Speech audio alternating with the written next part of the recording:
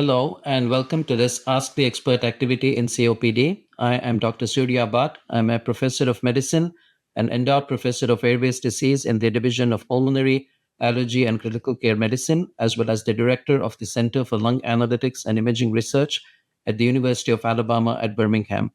Today, I'll answer your most common questions regarding COPD and targeted therapies. Let's get started. We have received several questions from viewers, and one of them was when should blood eosinophils be checked to test for type 2 inflammatory endotype? Now, this is a good question because we have to keep several nuances in mind when measuring blood eosinophils. Although it's a very easy test and can be acquired in any outpatient or inpatient setting, we have to make sure that the blood eosinophils are measured in a stable state. And I say that because several things can affect the blood eosinophil counts. For example, systemic steroids can significantly decrease blood eosinophil counts, almost to 30 to 35% reduction. So, if a blood eosinophil count is not high enough to meet criteria for initiating therapy with biologics, we have to make sure that these were not acquired in the setting of being on systemic steroids.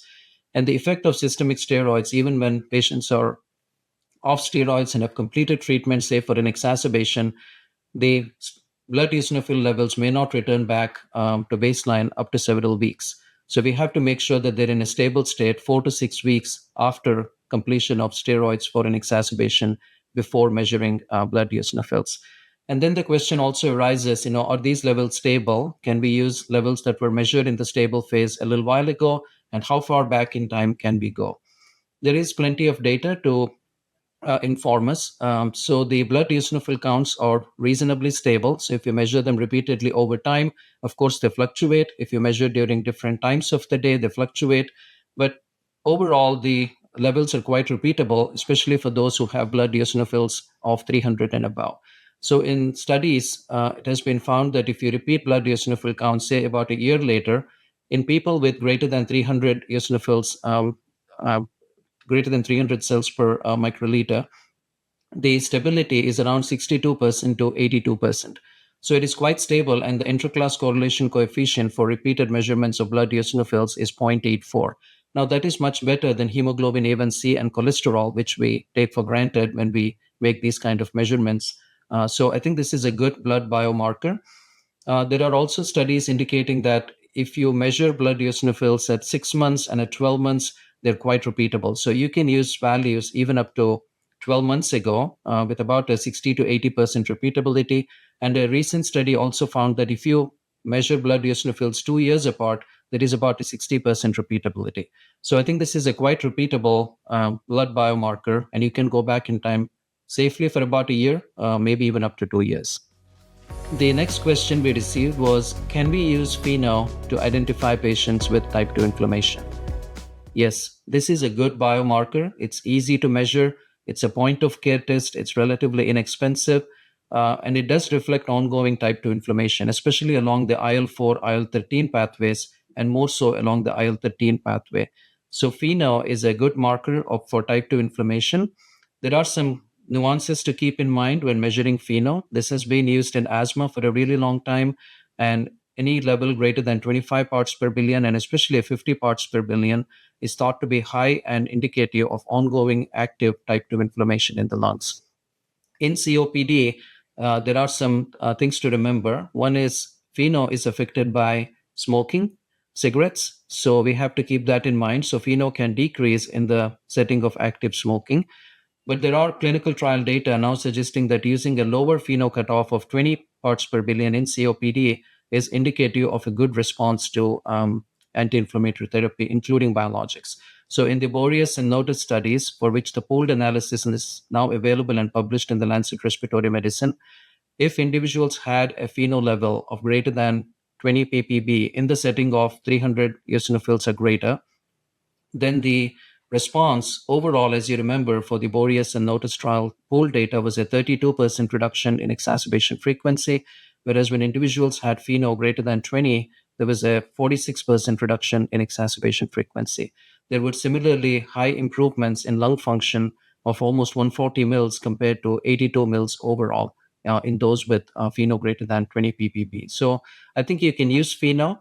The other thing to keep in mind also is there are some dietary restrictions before you measure pheno, so keep that in mind.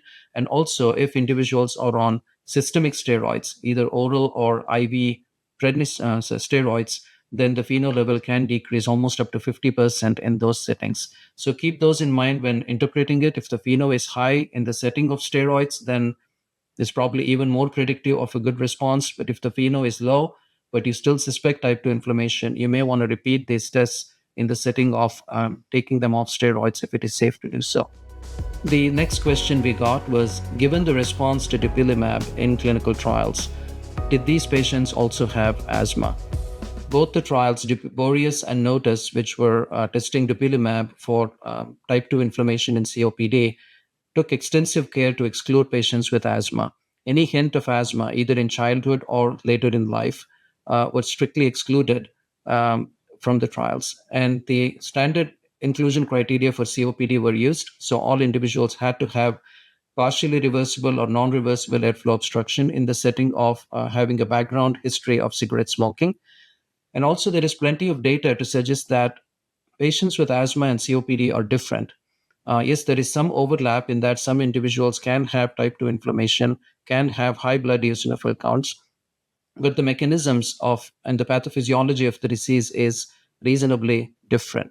So we know from studies that eosinophils are likely not pathogenic in COPD, unlike in asthma. And the data for this comes from some preclinical studies as well as some clinical studies. For example, in the Galathea and Terra Nova studies of benralizumab, although blood eosinophils were completely obliterated, there was not a significant reduction in exacerbation frequency, nor was there an improvement in lung function. So the eosinophils are not pathogenic in COPD based on some of these data.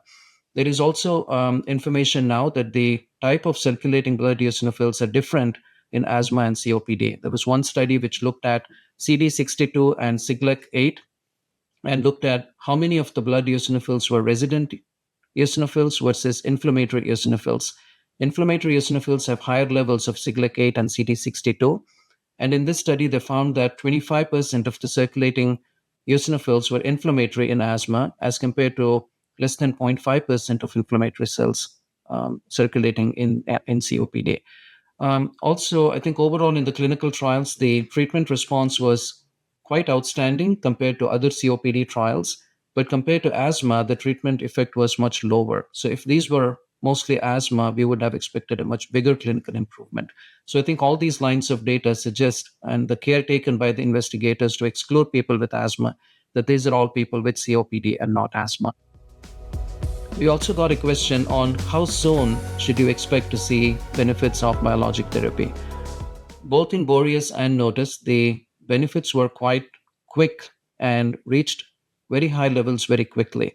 There was a significant improvement in lung function at the first measured time point of 2 weeks, and there was a significant improvement in the St. George Respiratory Questionnaire for quality of life at the first measured time point of 4 weeks, and also the ERS COPD score for daily symptom burden.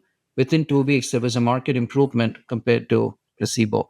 Now, in both the trials, we noticed that there was a significant placebo benefit as well in the quality of life and symptom burden, but this effect of dupilumab was over and top of the placebo response and happened very quickly within 2 weeks. So I think we can safely say that within 2 to 4 weeks, we can expect to see several benefits with the biologic therapy. Of course, for exacerbation reduction, we need to follow them long enough to see whether the exacerbation frequency decreases or not. And a related question we got was, how long should patients stay on biologic therapy? When should you consider discontinuing it? This is a good question. I don't think we fully know the answer, but we do need to continue the therapy for long enough to see if the indication for which it was started has a chance to be modified. So the primary indication for prescribing dupilumab is uncontrolled exacerbations in the setting of type 2 inflammation while patients are optimized on triple inhaled therapy. So in that setting, we need to make sure that we have given enough of a chance for exacerbations to decrease. And the general duration of observation is at least 1 year to make sure that you've accounted for all seasons. As we know, there are significantly more exacerbations in the winter than in the summer. So we want to make sure that we've gone an entire season and compared the exacerbation frequency with the past and seen if there is a substantial benefit. Sometimes patients can also have significant improvement, as seen in the clinical trials, in several secondary outcomes. For example, lung function, quality of life, and daily symptom burden. So those can also inform whether patients should stay on biologic therapy. Is there a reason to discontinue it? I don't think we know the answer yet, because exacerbation frequencies can fluctuate by the year. So sometimes, depending on responses in other outcomes, we may want to consider continuing it longer term, even if patients continue to have some exacerbations while on the first year of dupilumab treatment. I think we need more research to know if there is any breakthrough resistance. Seems unlikely based on data from asthma, but I think we do need more research on how long should we continue these therapies before considering whether they should continue to be on it or not. And lastly, we got a question on what is the effect of inhaled corticosteroids on blood eosinophil counts. The data is rather mixed, but recent studies indicate that there are some decreases with blood eosinophil counts, but not markedly. In the FLAME study, there was a post hoc analysis looking at the effect of inhaled corticosteroids on blood eosinophil counts. And in the vast majority, there was no change. In about one third, there was up to a 50 cells per microliter decrease with the administration of inhaled corticosteroids. In a small proportion, about 9%, there was almost a 200 cells per microliter decrease in blood eosinophil counts. So I think, again, this tells us that overall, blood eosinophils are not affected, but in a small proportion they can be. So just like with systemic steroids, if individuals have blood eosinophil counts that are borderline for initiating therapy, you may want to rely on other pieces of information. It is perhaps not safe to stop inhaled corticosteroids while they're optimized for the purpose of exacerbation reduction. So just keep that in mind, that you may need to adjust your eosinophil counts a little bit based on being on inhaled corticosteroids. And also, you may want to rely on other pointers, for example, FeNO, to have more specificity that an individual truly has type 2 inflammation.